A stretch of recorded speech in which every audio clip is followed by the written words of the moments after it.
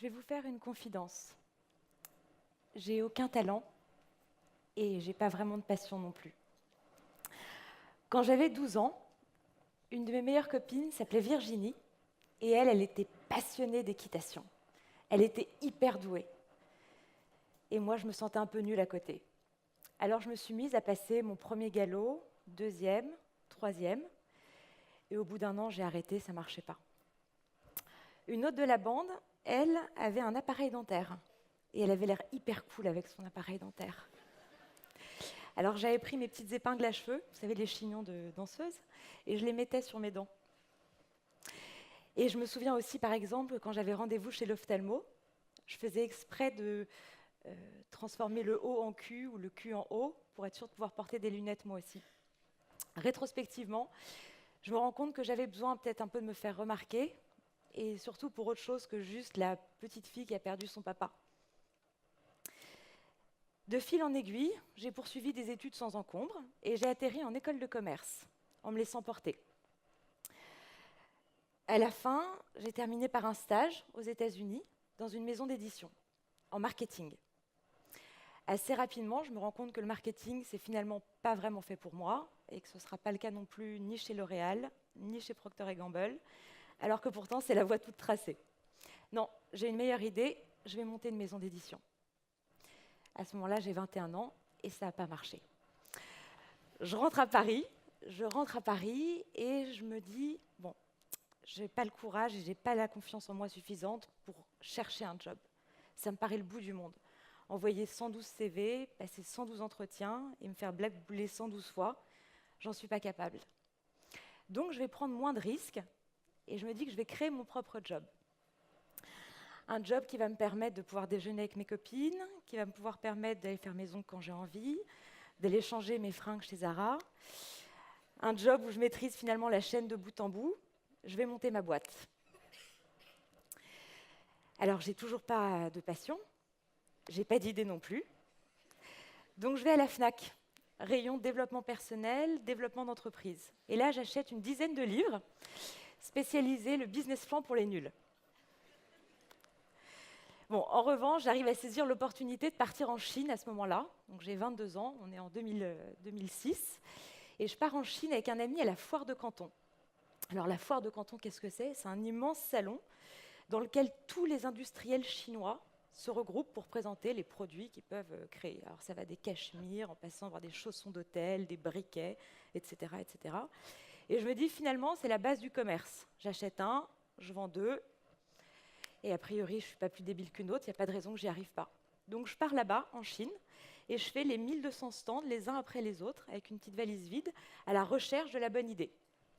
Ça va sans doute m'inspirer, moi qui ne suis pas très inspirante.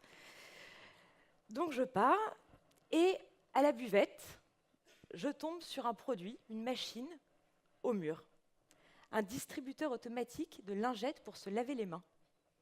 Et c'est vrai qu'on a tous toujours les mains un peu dégueulasses finalement. C'était avant le H1N1, l'intuition de l'entrepreneur, et je me dis que là, j'ai l'idée du siècle. Je prends en photo la petite étiquette sur le côté, avec le nom du fabricant.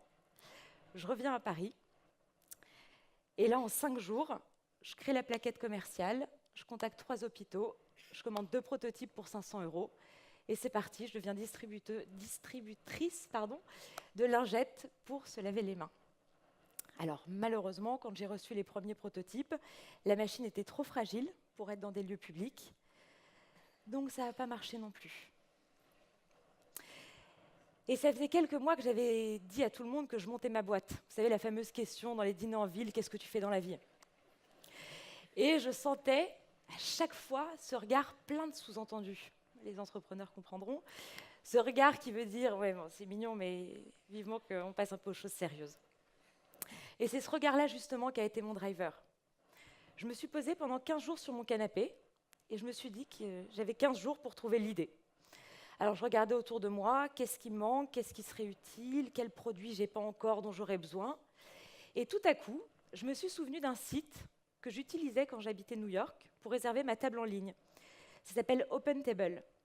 Et c'est vrai qu'en 2007, en France, on pouvait tout réserver sur Internet, sauf un restaurant. Ça, c'était mon idée de génie. C'était ma deuxième idée du siècle.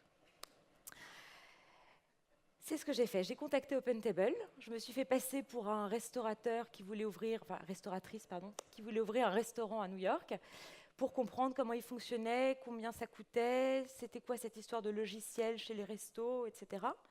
Et j'ai eu la chance d'avoir pendant 30 minutes une super démo du logiciel. Alors comme j'avais fait 10 ans de piano et je maîtrisais pas trop mal la marche turque, CTRL-C, CTRL-V, copie d'écran, CTRL-C, CTRL-V, copie d'écran, ce qui m'a permis de créer finalement le cahier des charges, et c'est parti en 2007. Je créais Restopolitan. On a eu 5 premières années fantastiques. Notre premier client, c'était le Georges V à Paris. Le deuxième, c'était le groupe Elior. Entre 2007 et 2010, on a levé un peu plus d'1,5 million d'euros, avec un pool d'investisseurs assez sensationnel, Xavier Niel, Marc Simoncini, Jacques-Antoine Granjon. On avait des dizaines de coupures de presse, on a eu une demi-page dans le Figaro, donc on était assez fiers. Le soir, quand je me couchais, en revanche, je savais que quelque chose n'allait pas. On n'était toujours pas rentable. Les restaurateurs, finalement, n'étaient pas prêts à acheter concrètement ce produit et on faisait plus d'évangélisation, de commercialisation. Ce qui était très pesant pour moi, c'est le sentiment d'imposture que j'avais. Un sentiment d'imposture parce que j'avais ces regards sur moi et c'était des regards pleins d'admiration. Et moi, je savais en fait que ça ne marchait pas. On avait été 5 fois interdit Banque de France. Tous les jours, ça sonnait à la porte du bureau. Ce n'était pas les clients. Un jour, c'était le facteur pour un recommandé. Le lendemain, c'était l'huissier. Un jour, le facteur. Le lendemain, l'huissier. Mais j'avais déjà une équipe de 8 personnes. Et je n'avais pas envie de les laisser tomber. Donc, je me suis dit, j'ai 48 heures pour trouver une autre idée, repartir à zéro. Et je vais entraîner mon équipe avec moi. On avait 3 mois pour être rentable.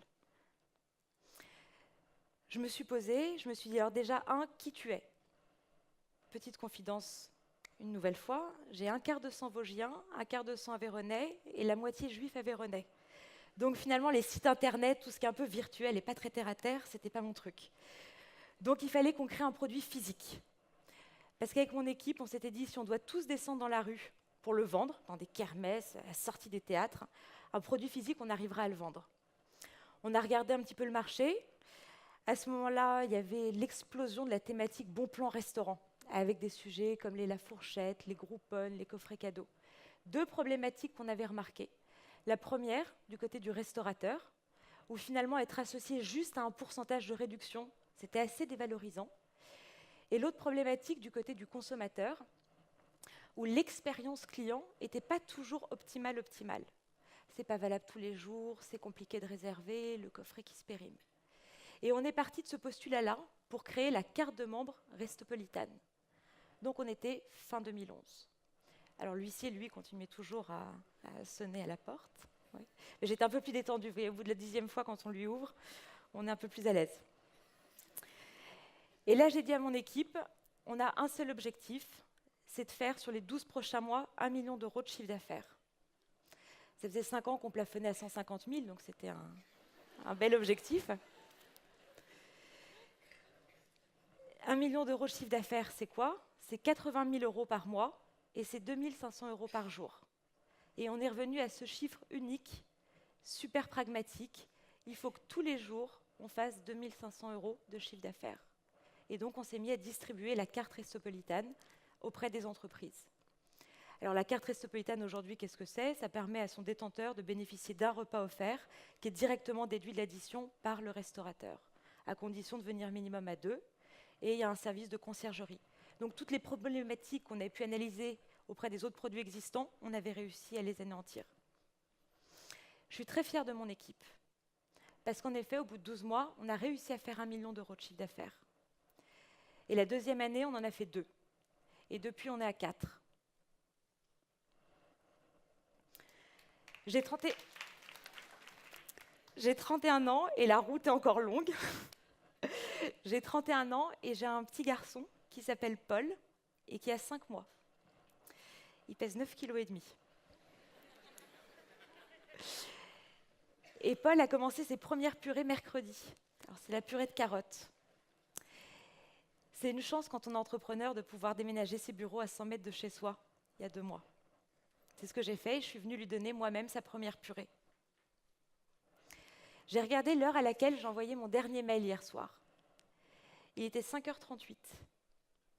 Et c'est pas parce que mon fils fait passer nuit. C'est parce que j'aime ce que je fais. Et c'est ça la plus belle opportunité à saisir. Merci.